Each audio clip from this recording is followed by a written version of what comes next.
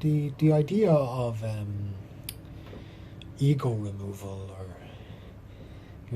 looking at notions of myself through the art, is something I've been working on for quite some time. I've done some studies of the ego and self in the Buddhist context.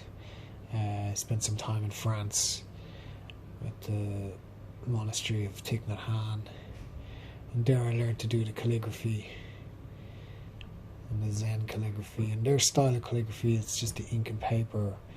It's just breath and moment, and it's almost, there's no thought put into it. You're removing yourself from your thought process, your thought body. So applying this kind of practice, if you like, to the contemporary work, the paintings, and I'm talking about myself. I'm not talking, when I say artist, I mean to say myself.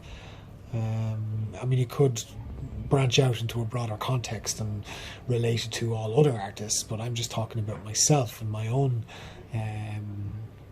desire to remove desire. My egoic attempts to remove my ego.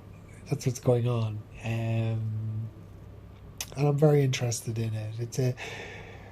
It's not as complex as I can make it out to be. It's quite a simple present time awareness scenario. But I spent a long time in my life caught up in my ego and caught up in myself. I was a performing musician, dancing monkey, guitar boy on the stage, like me, overachieving. And I spent years doing that. And I have a deep love for music. I really do. But it certainly didn't help my ego when you have people telling you how great you are all the time. It kind of affected me, I think. So trying to let go of all that and try to establish a purer form of expression is where I'm going at the moment. And it relates to myself and my own experiences. And when I branch out a bit and say, like, is it necessary for all artists to do this? Then of course not. Of course it's not. But at the same time, I'm curious. I'm curious about the intention, what's behind the things that, say, more successful artists say. I question that a lot. And ultimately nobody's going to get harmed or hurt.